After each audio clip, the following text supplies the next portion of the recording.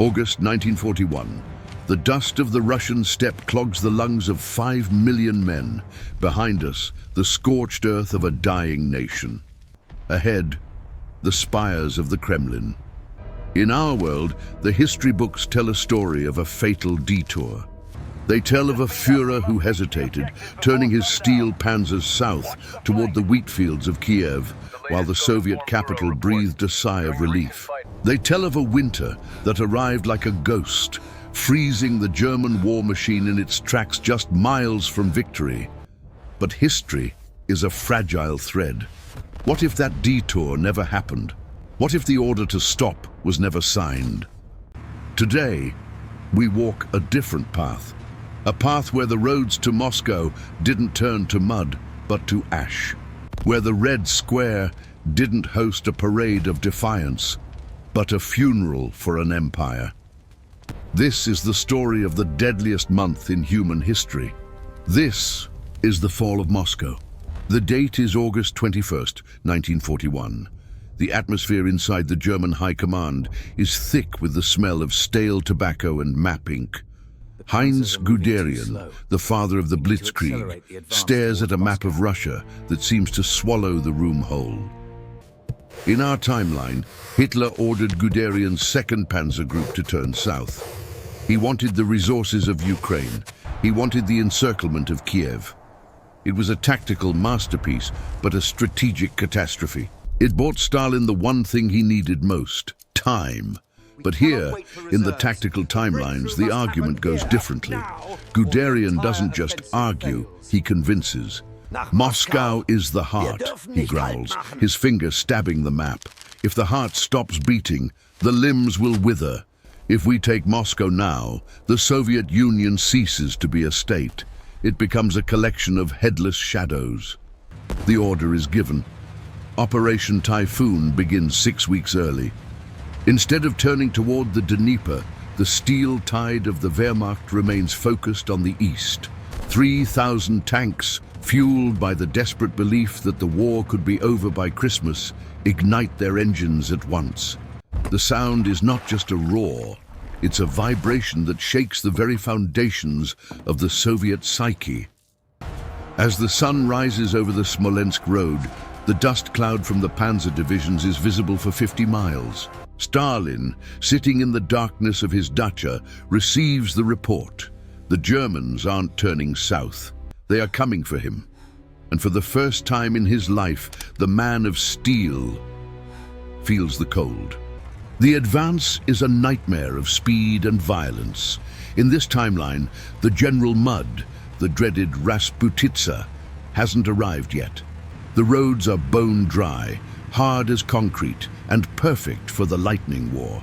The Soviet Western Front, led by generals who are more afraid of Stalin than of the enemy, is pulverized in the Vyazma-Bryansk pockets. But this time, there is no escape. The encirclement is a steel noose that tightens with a mechanical, soulless precision. 600,000 Soviet soldiers are trapped. In our history, some fought their way out. Here, they are crushed by the sheer momentum of an army that refuses to stop for air. By September 15th, the German vanguard reaches the Mozhaisk defense line, the final shield of the capital. Moscow is in a state of absolute unrefined panic. The great exodus begins. Civilians clog the streets, carrying everything they own on their backs. The smell of burning paper fills the air as government officials destroy decades of secrets in the courtyards of the Lubyanka. In the Kremlin, the air is cold.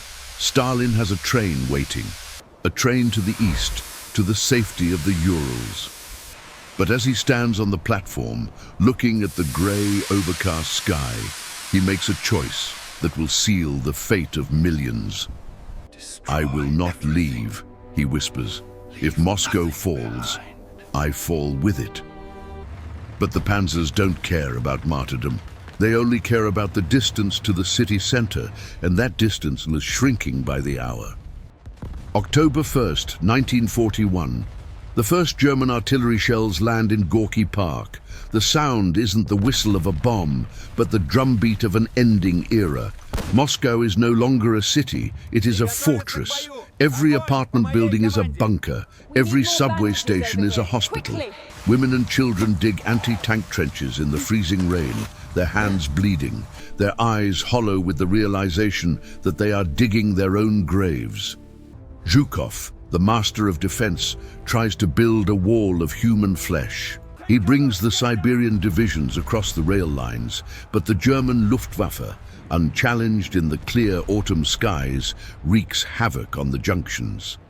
The reinforcements arrive in trickles, not floods. The German infantry, the Lancer, can see the golden domes of the Kremlin through their binoculars. They are exhausted, their uniforms are rags, and their boots are falling apart. But the sight of the objective acts like a drug. "One more push!" The officers scream over the roar of the Nebelwerfers. "One more mile and we go home." But home is a fantasy. The only reality is the concrete jungle of the Moscow suburbs.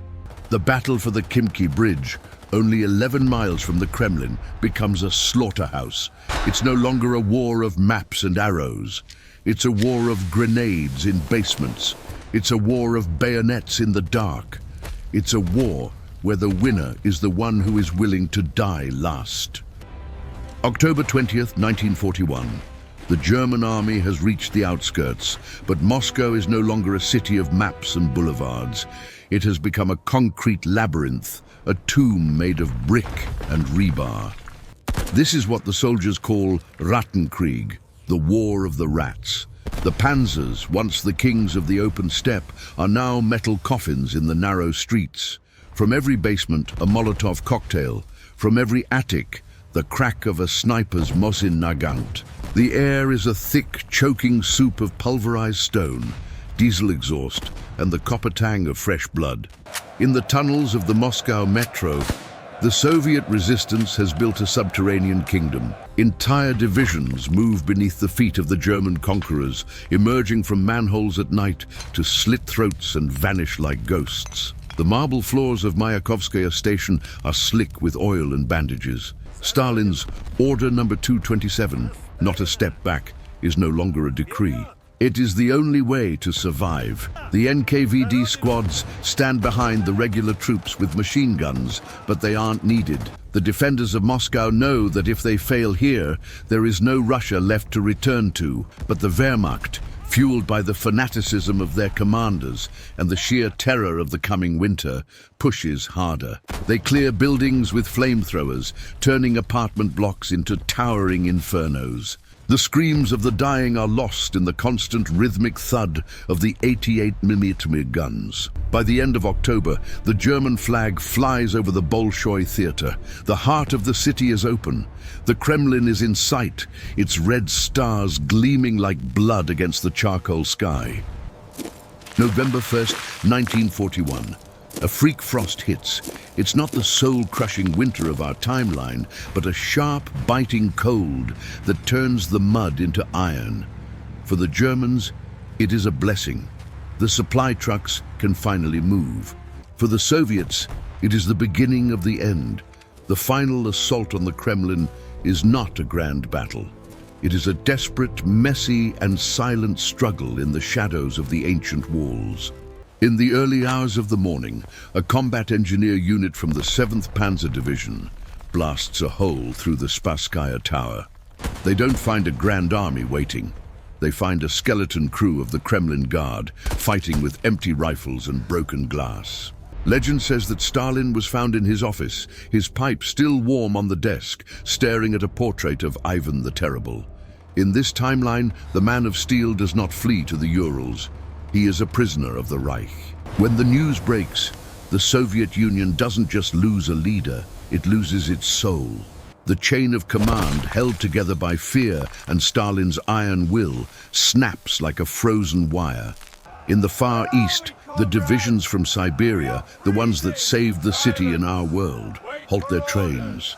Their orders have ceased to exist. Moscow has fallen. The center has not held. In the Atlantic, the news of Moscow's fall hits Washington like a physical blow.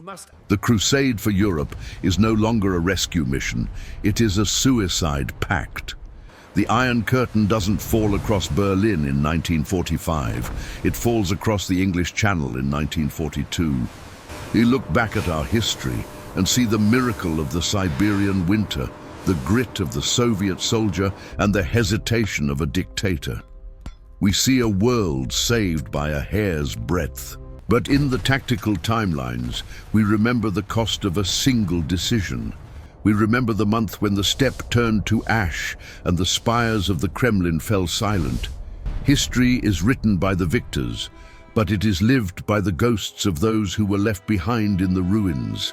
Next time, we look at the sands of North Africa and a world where Rommel never ran out of fuel. Subscribe to Tactical Timelines. Stay sharp, stay tensed, because history is always watching.